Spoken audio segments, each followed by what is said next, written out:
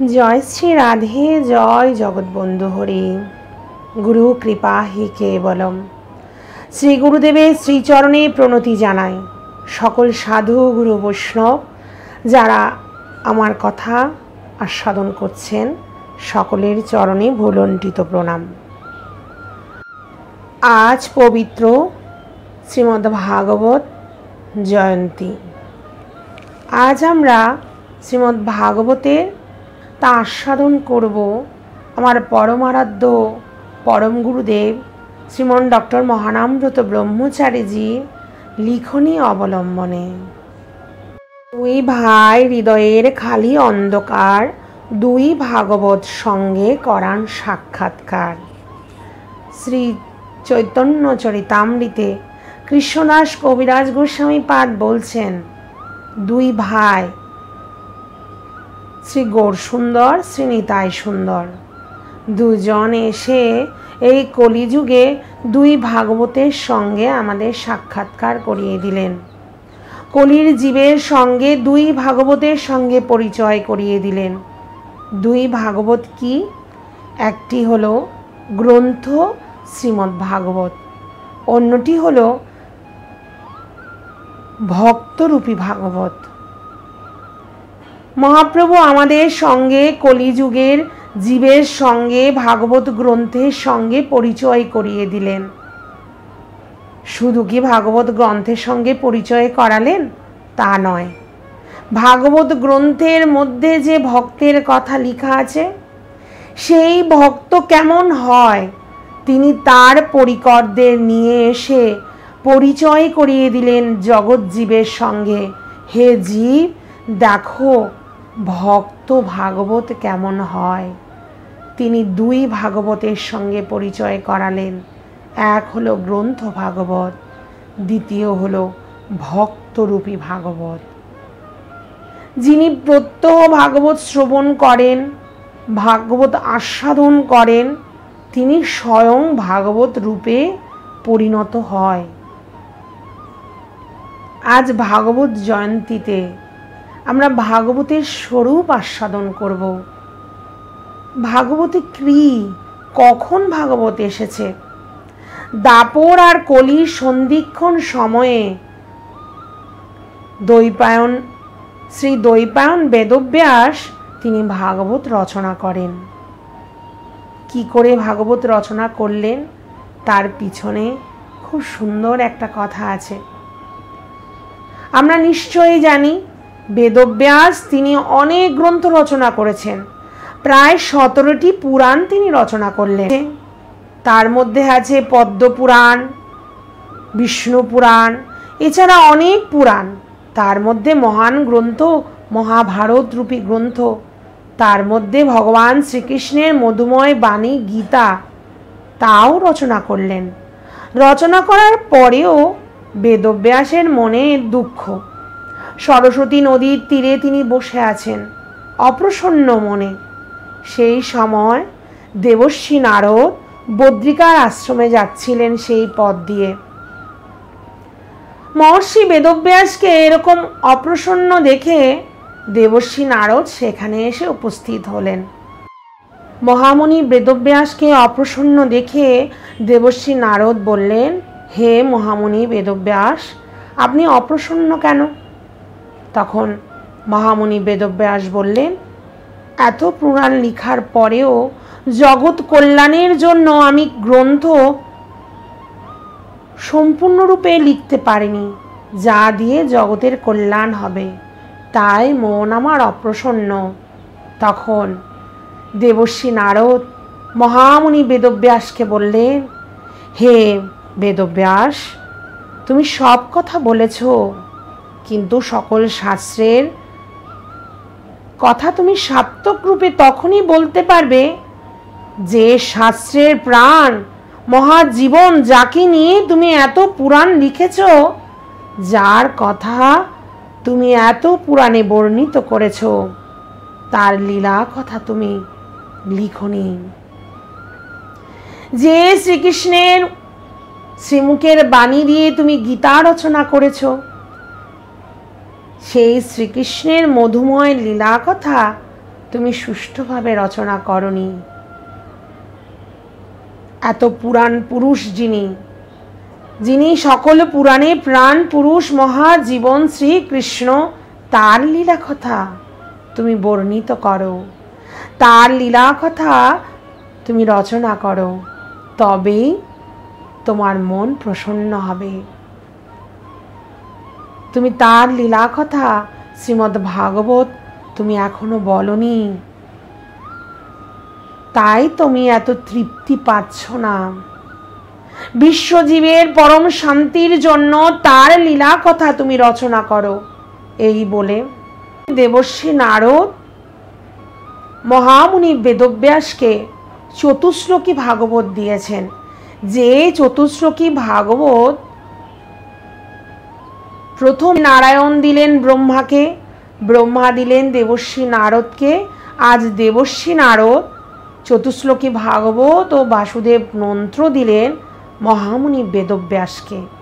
মহামুনি বেদব্যাস সেই চতুশ্লোকী ভাগবত থেকে 18,000 শ্লোকে শ্রীমদ্ ভাগবত গ্রন্থ রচনা করলেন। তাহলে ভাগবত কোথা থেকে আসছে? ভাগবত এসেছে নারায়ণের থেকে ব্রহ্মার কাছে, ব্রহ্মার থেকে দেবর্ষি নারদের কাছে, দেবর্ষি নারদের থেকে মহামুনি বেদব্যাসের কাছে। ব্যাসদেব আর সুখদেবের মিলনে আজকে আমরা ভাগবতটা পেলাম। এত সুন্দর 18,000 শ্লোকের রচনা করলেন ভাগবত মহামুনি বেদব্যাস। এখন ভাবছেন এই যে রচনা করলাম, এই গ্রন্থের এই কথা, এই মধুময় কথা তিনি কাকে দেবেন, কার মাধ্যমে জগতে প্রচার করবেন, এ নিয়ে চিন্তিত হয়ে পড়লেন মহামুনি বেদব্যাস। তিনি ভাবতে লাগলেন কোন ছাত্রকে আমি এই ভাগবত পড়াবো, যে গিয়ে দেশে দেশে জনে জনে সজ্জনদের মাঝে এই ভাগবত কথা পাঠ করে শোনাবে।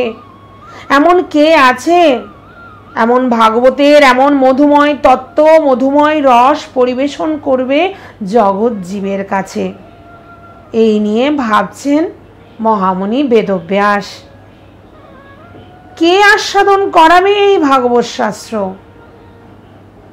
নিজে সেই যোগ্য কাউকে খুঁজে পাচ্ছেন না। বেদব্যাসের এইরূপ কোনো ছাত্র ছিলই না যে এই মহাগ্রন্থ, এই ভাগবত জগতের মাঝে প্রচার করবেন। তিনি যোগ্য কাউকে খুঁজছেন। সেই যোগ্য কে?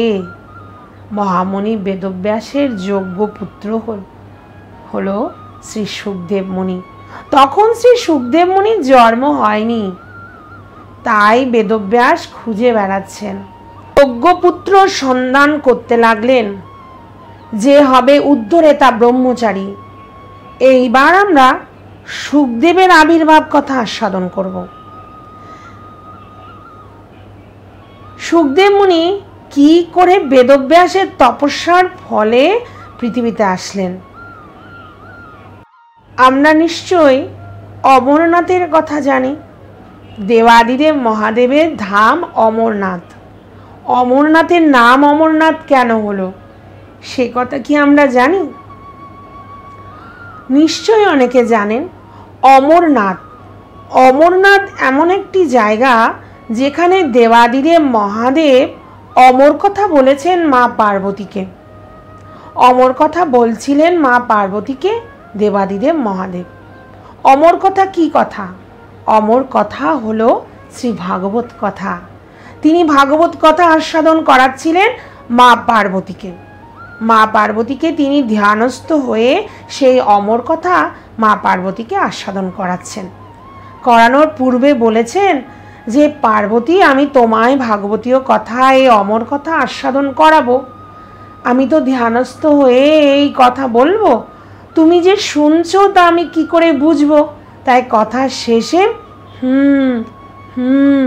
একটু করে আওয়াজ করলে আমি বুঝতে পারবো তুমি আমার কথা শুনছো। তা না, যদি আওয়াজ না করো তাহলে আমি কথা সেখানেই বন্ধ করে দেব। মা পার্বতী অমর কথা শুনছেন, ভাগবতীয় কথা, মধুময় কথা আস্বাদন করছেন। প্রথম থেকে সেই অমর কথা আস্বাদন করতে করতে যখন শ্রীকৃষ্ণ লীলায় প্রবেশ করবেন দেবাদিদেব মহাদেব, সেই সময় মা পার্বতীর নিদ্রায় আচ্ছন্ন হয়ে পড়েন। এখন সেই অমর কথা শুধু দেবাদিদেবের মুখে, সেই অমর কথা শুধু মা পার্বতী শুনছেন না, সেইখানে এক সুখ পাখি দেবাদিদেব মহাদেবের মুখে অমর কথা আস্বাদন করছিলেন। মা পার্বতী নিদ্রায় আচ্ছন্ন হয়ে গেলে শব্দটা তো মা পার্বতী আর করতে পারবে না, তাই মা পার্বতীর হয়ে শব্দটি সেই সুখ পাখি করতে লাগলো। পুরো ভাগবত তিনি আস্বাদন করলেন দেবাদিদেবের মুখে সেই সুখ পাখি আস্বাদন করে শব্দ শেষ অবধি করলো সেই সুখ পাখি। মা পার্বতী তো ঘুমিয়ে আছেন, তিনি কি করে শব্দ করবে? মা পার্বতী যদি না করে তাহলে দেবাদিদেব মহাদেব সেইখানে কথা বন্ধ করে দেবেন, তাই সুখ পাখি মা পার্বতীর হয়ে শব্দ করছেন।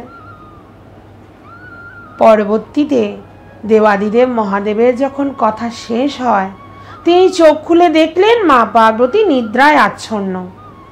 তিনি অবাক হয়ে বললেন, পার্বতী তুমি ঘুমাচ্ছ? তাহলে শব্দটাকে করলো?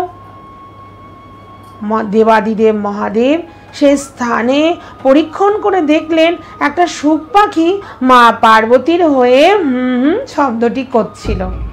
খুব রাগান্বিত হয়ে ত্রিশূলটা ছুঁড়ে মারল সেই সুখ পাখির উপরে। সুখ পাখি পালিয়ে গিয়ে মহামুনি বেদব্যাসের পত্নীর গর্ভে আশ্রয় নিলেন। এ হলো সুখদেব এর জন্মে এক সুন্দর মধুময় কথা। বেদব্যাসের তপস্যার ফলে সুখদেবের মতো উদ্ধরেতা ব্রহ্মচারী এক পুত্র প্রাপ্ত করলেন মহামুনি বেদব্যাস, তবে অতি সহজে নয়। বেদব্যাসের পত্নীর গর্ভে, মহামুনি বেদব্যাসের পত্নীর গর্ভে সুখদেব মুনি 12 বছর ছিলেন, কিছুতেই গর্ভ থেকে বাইরে বেরিয়ে আসছে না। তো তখন মহামুনি বেদব্যাস তখন ধ্যানের মাধ্যমে পুত্রকে বলে, হে পুত্র তুমি বাইরে বেরিয়ে এসো, তোমার মায়ের বড় কষ্ট হচ্ছে। তখন সুখদেব মুনি বলছেন, না না, আমি বাইরে আসলেই আমাকে মায়ায় আচ্ছন্ন করবে। দেখুন না, আমাদের জন্মের পরপরই এ তোমার মা, এ তোমার পিতা, এ তোমার আত্মীয় স্বজন, সকলে এক মায়ায় আমাদেরকে আষ্টে পিষ্টে জড়িয়ে রাখে। কখনো ক্ষুধা, কখনো শোক, কখনো মোহ, কখনো লোভ, কখনো ক্রোধ, বিভিন্ন রকম বিকারে আমরা আচ্ছন্ন হয়ে যাই। সুখদেব মুনি বলছেন, আমি বাইরে বেরিয়ে আসব তখন যখন আমাকে কোনো রকম মায়া আমায় স্পর্শ করবে না। মহামুনি বেদব্যাস তখন ভগবানের কাছে গিয়ে প্রার্থনা নিবেদন করে, হে প্রভু আপনি কৃপা করুন আমার পুত্রকে।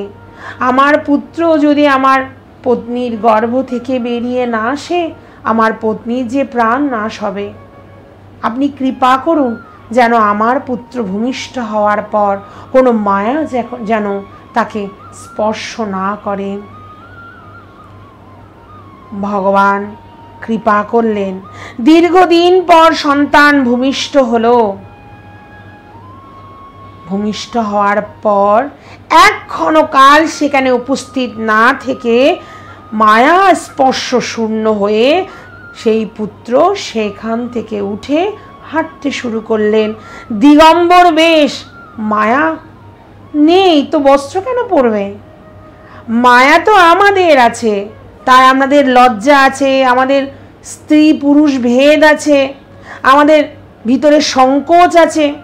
সুখদেব মুনি তো তা নেই, তাই মায়ের গর্ভ থেকে ভূমিষ্ঠ হওয়ার পরই নাল ছেদন না করে নালটাকে কাঁধে নিয়ে হাঁটতে শুরু করলেন সুখদেব মুনি। পুত্র পুত্র পুত্র পুত্র বলে মহামুনি বেদব্যাস পিছনে পিছনে ছুটছে। সামনে এগিয়ে যাচ্ছেন সুখদেব মুনি। সামনে হঠাৎ করে একটা সরোবরে কিছু রমণীরা স্নান করছিল। সুখদেব মুনিকে দেখে তারা কোনো বস্ত্র আচ্ছাদন করলেন না, কিন্তু বেদব্যাসকে যেই দর্শন করলেন রমণীরা দৌড়ে এসে নিজের অঙ্গে বস্ত্র দিয়ে ঢাকতে শুরু করলেন। তখন মহামুনি বেদব্যাস সেই রমণীদের প্রশ্ন করলেন, আমার পুত্র তো একটা যুবক, 12 বছরের কৈশোর যুবক, তাকে দেখে তোমরা বস্ত্র আচ্ছাদন করলে না, আর আমার মতো বৃদ্ধ একজনকে দেখে তোমাদের অঙ্গে বস্ত্র ধারণ করলে কেন? তখন সেই রমণীরা সুন্দর প্রশ্নের উত্তর দিলেন, হে মহামুনি বেদব্যাস, আপনার পুত্রের মধ্যে এই জ্ঞানটুকু নেই যে কে স্ত্রী কে পুরুষ। আপনার পুত্র মায়া শূন্য, কোনরূপ মায়া তাকে স্পর্শ করেনি, সেই জন্য আমাদের মনে কোনো বিকার আসেনি। কিন্তু আপনি তো জানেন কে স্ত্রী কে পুরুষ, তাই আপনাকে দেখে আমাদের মধ্যে লজ্জার ভাব উৎপন্ন হয়েছে, তাই নিজ অঙ্গে বস্ত্র দিয়ে আচ্ছাদন করলাম। এ কথা দিয়ে বেদব্যাস বুঝতে পারলেন, মহামুনি বেদব্যাস বুঝলেন তার পুত্র মায়া শূন্য। কিন্তু কি করে পুত্রকে আনবে ঘরে? কি করে আনবে? কি করে আনলে আমি ভাগবত তাকে আস্বাদন করাবো? চিন্তা করতে লাগলেন মহামুনি বেদব্যাস। মহামুনি বেদব্যাসের পুত্র শ্রী সুখদেব মুনি। তিনি আজন্ম তপস্বী। আজন্ম তপস্বী বনের মধ্যে ডাক দিয়ে পুত্র পুত্র বলে ডাকার পরেও পুত্র আসলো না। কি করে আসবে? তিনি তো জানেনই না পিতাকে মাতাকে। সুখদেব মুনির অবস্থাটা কেমন সুন্দর ব্যক্ত করছেন। ব্রহ্মভূতং প্রসন্ন আত্মা ন শোচতি ন কাক্ষতি সম সর্বেষু ভূতেষু। এইরূপ অবস্থা শ্রী সুখদেব মুনির। তিনি ব্রহ্ম ধ্যানে মগ্ন হলেন, যজ্ঞোপবীত হয়নি, তিনি ব্রহ্ম সাধনে লীন হয়ে গেলেন। বনের মধ্যে বসে তিনি ব্রহ্ম সাধন করছেন। কি করে পুত্রকে ফিরিয়ে আনা যায়? সেইখানে কিছু কাঠুরিয়ারা কাঠ কাটতে যায়। সেই কাঠুরিয়াদেরকে মহামুনি বেদব্যাস শ্লোক শিখিয়ে দিলেন সুখদেব মুনির কাছে গিয়ে এই শ্লোকগুলো বলার জন্য। শ্লোক শিখিয়ে দিয়ে বললেন, অহো বৌকিয়ং স্তন কালকূটং জিজ্ঞাসায় পায়াও দিব্য সাধ্বী লবে গতিং ধাত্রিক চিত্তং তত হন্য কং বা দয়ালু শরণং বজে। এই শ্লোকটা শিখিয়ে দিলেন। সুখদেব মুনির কাছে গিয়ে কাঠুরিয়ারা এই শ্লোক বলতে লাগলেন। এই শ্লোকের মধ্যে অর্থ বলছে যে পুতনা বিষ নিয়ে এসেছিল গোপালকে বিষ দেওয়ার জন্য। গোপাল তার বিষ গ্রহণ করলো, তার স্তনের দুগ্ধ গ্রহণ করলো, তাকে মাতৃগতি দান করলেন। এমন শ্রীকৃষ্ণের শরণ না নিয়ে আর কার শরণ নেবে? হে জীব, তোমরা আর কার শরণ নেবে? যে শ্রীকৃষ্ণ যাকে বীজ দিতে এসেছিল পুতনা, সেই পুতনাকে মাতৃগতি দান করলো, ধাত্রীগতি দান করেছে।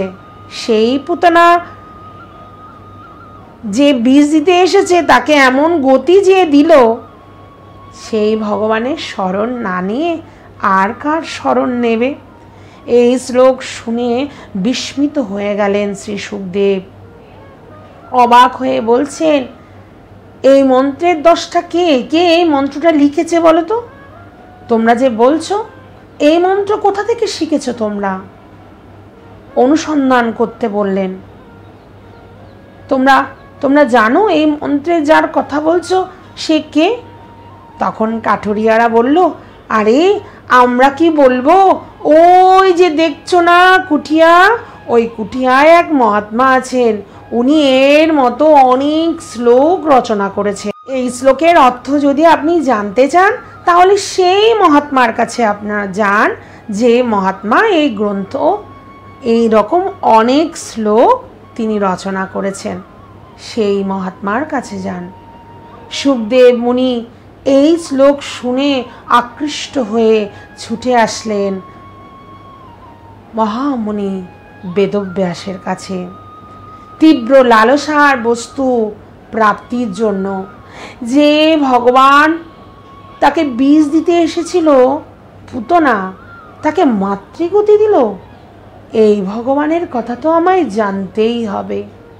লোভের বশবর্তী হয়ে যেমনি করে ভ্রমর মধু খাওয়ার জন্য পুষ্পে পুষ্পে ঘুরে বেড়ায়, সেই রকম ভাগবত রূপী রসময় বিগ্রহের খবর পেয়েছে, সন্ধান পেয়েছে সুখদেব রূপী ভ্রমর।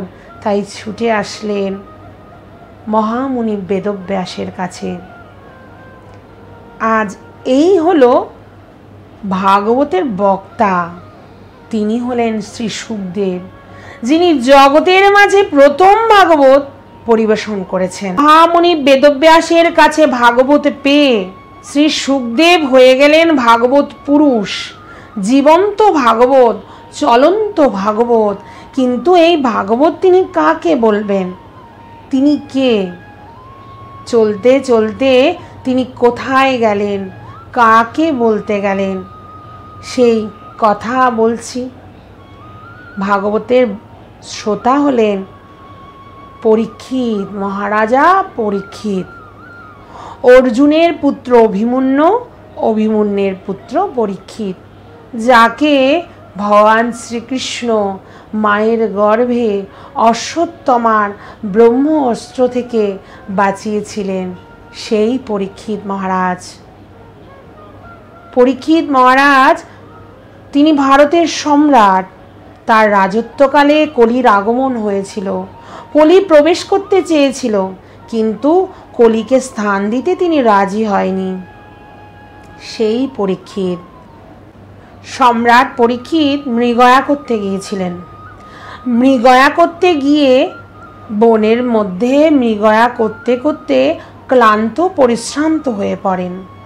পিপাসান্বিত হয়ে এক মুনির আশ্রমে প্রবেশ করেন। মুনির আশ্রমটা ছিল সৌমিক মুনির আশ্রম। সৌমিক মুনি সেই সময় ধ্যানস্থ হয়ে আশ্রমে বসে আছেন। পরীক্ষিত বারবার তার কাছে জল কামনা করেন, কিন্তু জল যখন পায়নি, রাগান্বিত ক্রোধান্বিত হয়ে গেলেন পরীক্ষিত মহারাজ। এমন ক্রোধ আগে করেননি তিনি।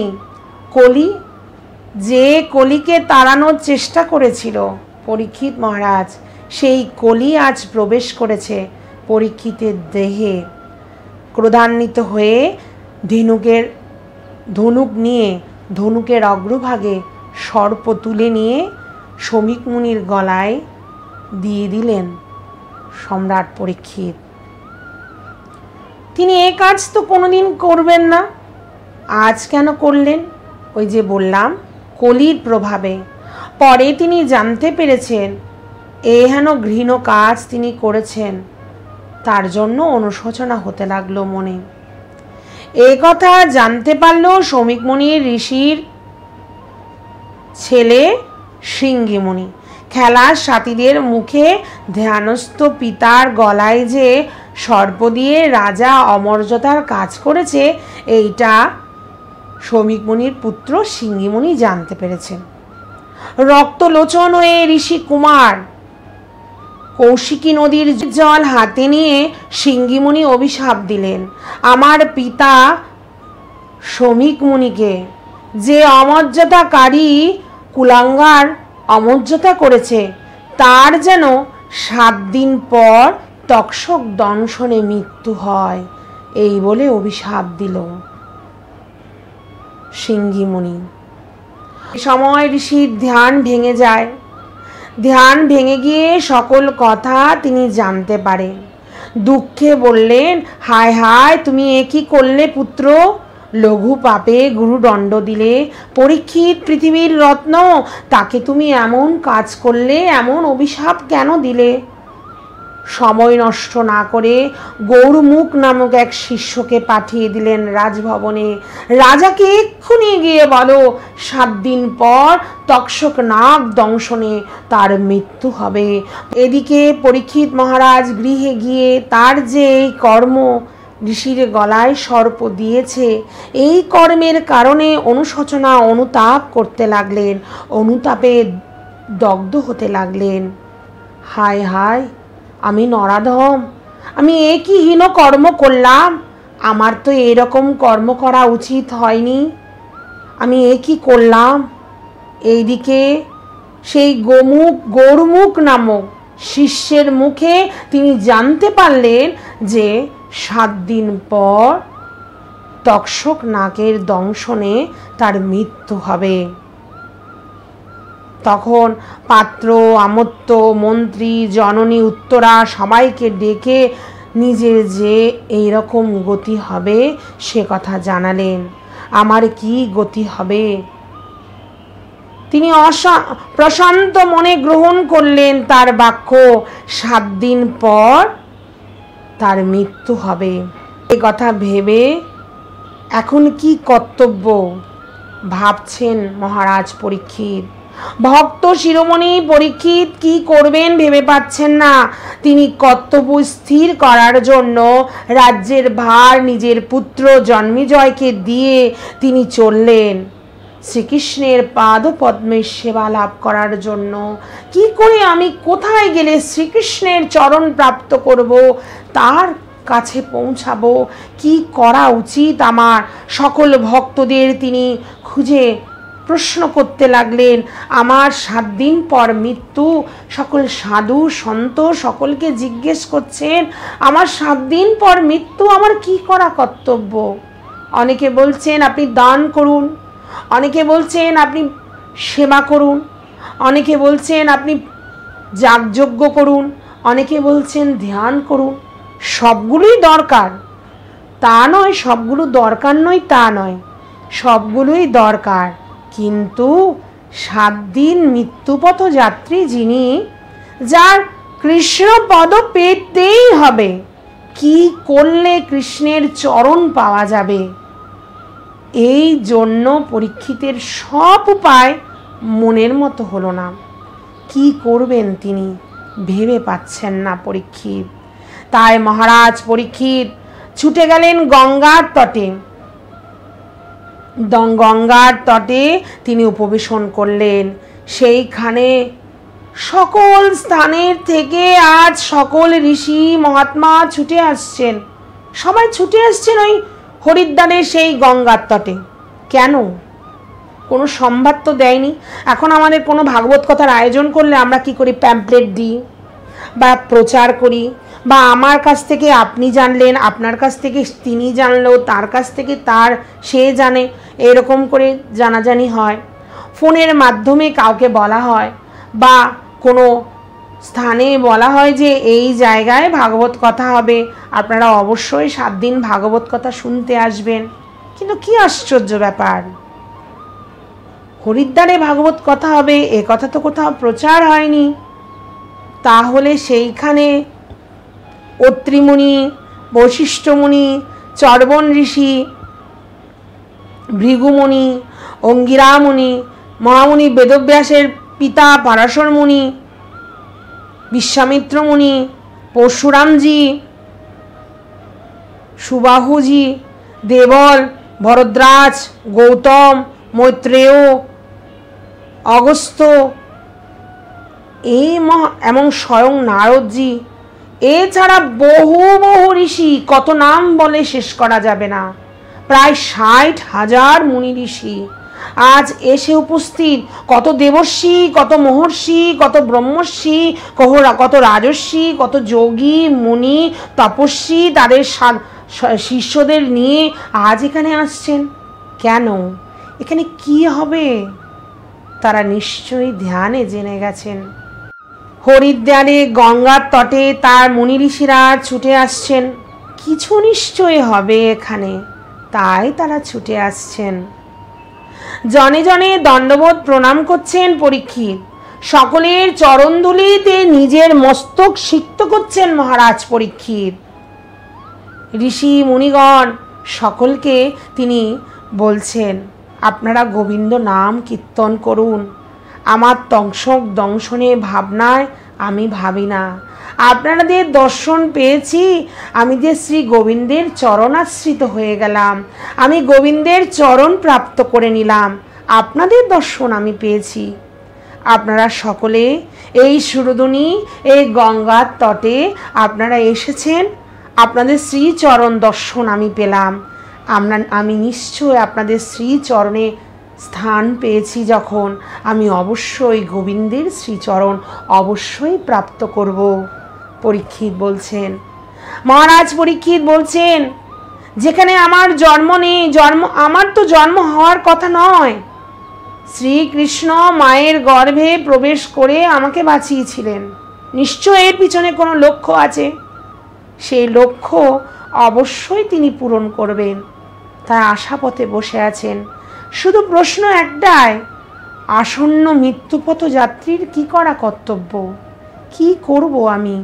আজ গঙ্গার তটে পরীক্ষিত মহারাজ বসে আছেন। মহারাজ পরীক্ষিতের অন্তরের অমেঘ ইচ্ছা, তিনি 7 দিন কৃষ্ণ কথা নিরন্তর শ্রবণ করে কৃষ্ণ কথার মধ্যে 7 দিন কাটিয়ে দেবেন। কিন্তু কে এক আসনে বসে নিরন্তর কৃষ্ণ কথা, ভাগবতীয় কথা বলবেন? এরকম তো কোনো বক্তা নেই। কে বলবেন? বলবেন কে? অবিশ্রাম ভাবে কৃষ্ণ কথা 7 দিন, এমন যোগ্যতা, এমন মহাভক্তির সম্পদ কার কাছে আছে? শ্রীকৃষ্ণের ইচ্ছায়, শ্রীকৃষ্ণের অপার করুণায় যেন কলির জীবকে কৃপা করার জন্য ভগবান শ্রীকৃষ্ণ সেই সময় মহাবাদরণীয় ভগবৎ স্বরূপ, ভগবানেরই অংশ অবতার শ্রী সুখদেব সেইখানে প্রকট হলেন। কি করে প্রকট হলেন? কি অপূর্বভাবে সেখানে সুখমুনির উদয় হলো। কি করে উদয় হলো সে কথা বলছেন। 16 বয়সী এক তরুণ, অঙ্গের অদ্ভুত প্রভা, সুকুমার দেহ, উন্নত সেই বুক, চারু সুন্দর অপলক নয়নে সকলে দেখছেন। কে যেন সেখানে প্রকট হলো। কি অপূর্ব তার ভ্রু যুগল, কি অপূর্ব চাহনি, হাসি দেখলে মনে হয় যেন হৃদয়ের সব দুঃখ চলে যায়, এমন মুখের শ্রীমুখের হাসি। সেই অবধূত বেশ, আনন্দ ঘন মূর্তি, পূর্ণ আনন্দময় দিগম্বর বেশধারী সেই 16 বছরের তরুণ যুবক, দেখলে মনে হয় যেন শ্রীকৃষ্ণের মতো তার শ্যাম বর্ণ। শ্রীকৃষ্ণই যেন আজ সুখদেব রূপে প্রকট হলেন। কে আসলো? ইনি কে? সবাই চঞ্চল নয়নে, অপলক নয়নে তাকাচ্ছেন ব্যাসের নন্দন শ্রী সুখদেবের দিকে। নাম তো শুনেছেন, কোনোদিন কেউ দেখেনি তেমন। সভাস্থলে আজ প্রকট হলেন শ্রী সুখদেব। যেই প্রকট হলেন, সবার মধ্যে যারা ছিল সকলে উঠে দাঁড়িয়ে জয় জয় ধ্বনিতে প্রণাম নিবেদন করছেন, স্বাগত জানালেন শ্রী সুখমুনিকে। অভিমন্যু সুত মহারাজ পরীক্ষিত গলদ বস্ত্র হয়ে তোকে জলের কলসি এনে শ্রীচরণ, সুখদেবমুনি শ্রীচরণ, শ্রী পাদপদ্ম আজ প্রক্ষালন করে দিচ্ছেন, ধৌত করে দিচ্ছেন। চরণামৃত গ্রহণ করলেন, শ্রীচরণে চরণ ধুলি নিলেন মহারাজ পরীক্ষিত। অহোভাগ্য আমার আজ ভাগ্য উদয় হয়েছে। আজ আমার এই সময়, এই বলতে গেলে 7 দিন তো সময়, এই 7 দিন সময় আমার এসে গেছে। আমার যেতে হবে তার ঘরে। আজ আমায় কৃপা করার জন্য ভগবান এই মহাত্মা মহামুনিকে আমার জন্য এই সভায় পাঠিয়ে দিলেন। ঋষি সমাজের মধ্যে সুখদেবের শোভা কেমন, যতেন্দ্রিয় গ্রহক্ষ তারা নিকরয় প্রীত। গ্রহ নক্ষত্র তারা জালের মধ্যে পূর্ণ চন্দ্রকে যদি দেখা যায়, ধরুন আকাশে অনেক তারা, সেই তারার একটা জাল হয়ে গেছে, সেই জালের মধ্যে যদি একটা চন্দ্রকে আমরা দেখতে পাই, সেই রকমভাবে আজ মুনিদের সবাই, দেবশ্রী মহর্ষি মুনি যোগী, তাদের তারামণ্ডলের মধ্যে চন্দ্ররূপী আর শ্রী সুখদেব সেখানে প্রকট হলেন। চরণে চরণ যুগলে চন্দনে চার্চিত করে কণ্ঠে মালা পরিয়ে দিলেন। শ্রী সুখদেবের গলায় কণ্ঠে মালা পরিয়ে দিলেন মহারাজ পরীক্ষিত। সুখদেবকে জিজ্ঞেস করলেন মহারাজ পরীক্ষিত, দুই হাত কৃতাঞ্জলি করে, গলদ বস্ত্র করে, দৃষ্টি ঢলঢল করে, নয়নে ছলছল করে, আজ কণ্ঠে ভক্তি গদগদ করে আজ পরীক্ষিত মহারাজ প্রশ্ন করছেন। সুখদেব মুনিকে জিজ্ঞেস করছেন, গুরুদেব, আসন্ন মৃত্যুপথ যাত্রীর কি করা কর্তব্য? আপনি আমাকে একটু আদেশ করুন, আমার কি করা কর্তব্য? শোনার সঙ্গে সঙ্গে সুখদেব মুনি বললেন, বাহ, জিজ্ঞাসাটা বড় দুর্লভ। এই জিজ্ঞাসাটা শুধু পরীক্ষিত মহারাজের নয়, এই জিজ্ঞাসাটা তো আমার। এই জিজ্ঞাসাটা কলি জীবের, যতটা জীব রয়েছে কলিহত জীবের এই প্রশ্ন, আসন্ন মৃত্যুপথ যাত্রীর কি করা কর্তব্য। এখন প্রশ্ন, সুখদেব মুনি যে সবাই এসেছেন, সেই সময় মহারাজ পরীক্ষিতের 7 দিন সময়, আপনার আমার কয়দিন সময়? আমাদেরও 7 দিন সময়। কি করে বললাম 7 দিন? পরীক্ষিত মহারাজ জানে ওনার মৃত্যু 7 দিন সময় বাকি আছে। আমরা জানি না আমাদের কতটা মুহূর্ত বাকি আছে, আমাদের জানাই নেই আমাদের কটি মুহূর্ত আছে, আমাদের জানা নেই আমরা কখন মৃত্যুর পথে যাত্রা করব। তবে আমাদেরও 7 দিন। দেখুন না, রবি, সোম, মঙ্গল, বুধ, বৃহস্পতি, শুক্র, শনি, এই 7 দিনের মধ্যে যে কোনো একদিন আমাদেরও মৃত্যু হবে। তবে আমরা জানি না আমাদের কয়দিন আছে। পরীক্ষিত মহারাজ জানে পরীক্ষিত মহারাজের 7 দিন আছে। তাই এই প্রশ্ন আমাদের জন্য, আসন্ন মৃত্যু পথযাত্রীর, আসন্ন মৃত্যু যার আসছে তার কি করা কর্তব্য, কি করা উচিত। সুখদেব মুনিকে এই প্রশ্ন করলেন মহারাজ পরীক্ষিত। 7 দিনের একদিন তো চলেই যাচ্ছে। আমাদের সকলের গণা উচিত আমাদের কয়দিন চলে গেল। একটা দিন চলে যাওয়া মানে, একটা সূর্য অস্ত হয়ে যাওয়া মানে জীবন থেকে একটা দিন চলে যাওয়া।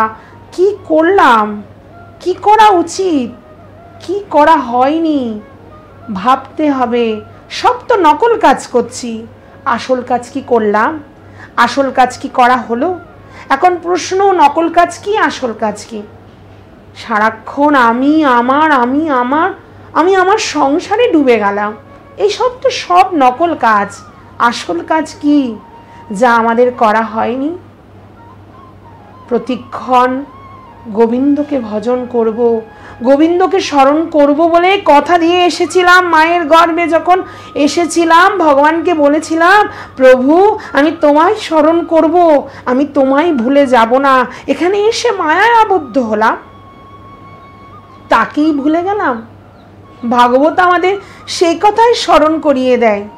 আমরা তো তাকে ভুলে গেলাম, যাকে স্মরণ করা উচিত তাকেই আমরা ভুলে গেলাম। পরীক্ষিত যেন আমাদের জন্য এই প্রশ্ন আজ শ্রী সুখদেব মুনির চরণে বলছেন যে আসন্ন মৃত্যু পথযাত্রীর কি করা কর্তব্য। মৃত্যুর কবলিত হলাম আমরা।